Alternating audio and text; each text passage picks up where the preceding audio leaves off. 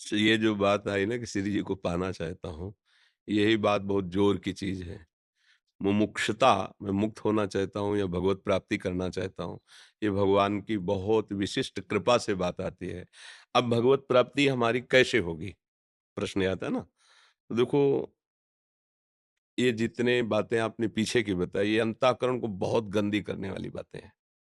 हमने शास्त्रों में जो पढ़ा है कि मांस खाना और मदिरा पीना और पराई स्त्री से व्यभिचार करना या पराये पुरुष से व्यभिचार करना, जो भी, और दूसरे के स्वत्व का अपहरण कर लेना, ये ऐसे गंदे काम हैं जिनसे हृदय एकदम मलिन हो जाता है।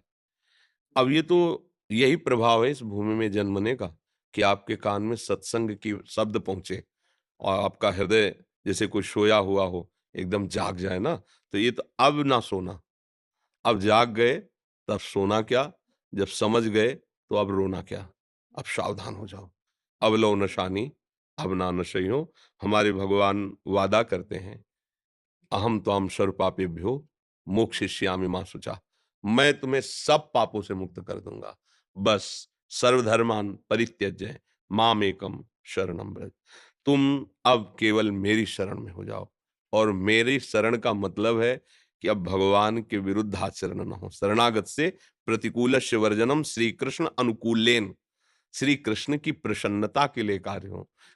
कोई भी ऐसा कार्य ना बने कि हम जिससे अपने प्रभु से आंख ना मिला पाए। जैसे अपने गुरुदेव भगवान के दर्शन करने जाते हैं ना, तो जाने के पहले ही एक बार चित्त में हक से होता है कि ऐसी कोई बात, ऐसी कोई चेष्टा, ऐसा कोई चिंतन भी नहीं होना चाहिए जो अपने मालिक के सामने जाने पर हिम्मत न पड़े कि मुझसे आंख मिला ले। हाँ, ऐसे हम अपने प्रभु से खुल के अपनी आंख मिला सके, मेरे प्राण प्रीतम। और अगर हमसे उनके विरुद्ध आचरण बना तो हम आंख नहीं मिला पाएंगे। और ज्यादा बन गया तो जाने की बात भी खत्म हो जाएगी, मन ही नहीं करेगा कि जाए उनके सामने। अ, तो अब अवसर मिल गया, मतलब ये आपके किसी पुण्य कर्म का फल नहीं है, ये आपके ऊपर कृपा है। कृपा और पुण्य कर्म का फल कि मैं बचपन से साधन में उसमें लग रहा हूँ, अब ऐसा आया है। तो यह है कि आपका भजन, साधन, पवित्रता ये काम करी, लेकिन आप खुद वर्णन करते हैं। तो कृपा का मतलब होता है दुलार। भगवान ने आपको आपको अपना माना, दुलार किया। अब उनका नाम जप करते रहिए और शास्त्र स्वाध्याय, सत्संग, और जहां तक हो सके दूसरों को सुख पहुंचाने की भावना, इससे बहुत जल्दी काम बनता है। कोई जैसे बीमार है या कोई भूखा है, या भगवान विविध रूपों में लीला करते रहते हैं, हमको ढूंढना नहीं है।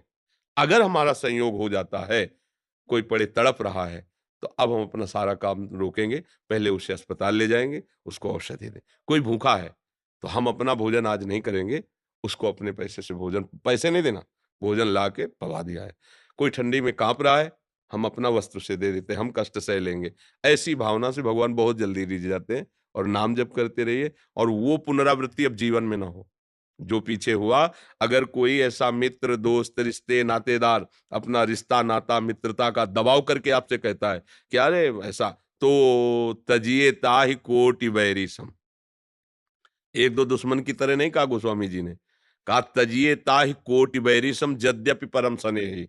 यद्यपि वो परम रिश्तेदार है, मित्र है, पर उसे दुश्मन की तरह, करोड़ों दुश्मन की बात। अब नहीं, अब हमारा मार्ग भगवत कृपा से प्रभु के मिलन का खुल गया। अब नहीं, अब बाधा नहीं पड़ने देंगे। बस मंगल हो जाएगा। भगवान बड़े कृपालु हैं, वो बहुत अनंत माताओं जैसा वात्सल्य रखते हैं। नहीं तो अगर हमारे कर्मों का हिसाब मिले तो कभी भगवत प्राप्ति ना हो। वो तो सब क्षमा करके हमें आगे बढ़ा देते हैं। जैसे माता है, पिता है, आप भले अपराध करो तो यही कोशिश करेंगे कि हम अपनी जमीन बेच करके, आभूषण बेच करके अपने पुत्र को बचाएंगे, सजा नहीं होने देंगे। करते हैं ना माता पिता। तो अनंत माताओं जैसा हमारे प्रभु प्यार करते हैं। अच्छा, यहाँ तो निर्णायक दूसरा है, वहां निर्णायक भी आप ही हैं। तो अब हमें कोई भय नहीं है, क्योंकि निर्णय किसी और के हाथ में नहीं, उन्हीं के हाथ में पूरे जीवन का। तो इसलिए प्रसन्न रहो, पीछे जो हुआ उसे भूल जाओ, आगे सतमार्ग में चलो।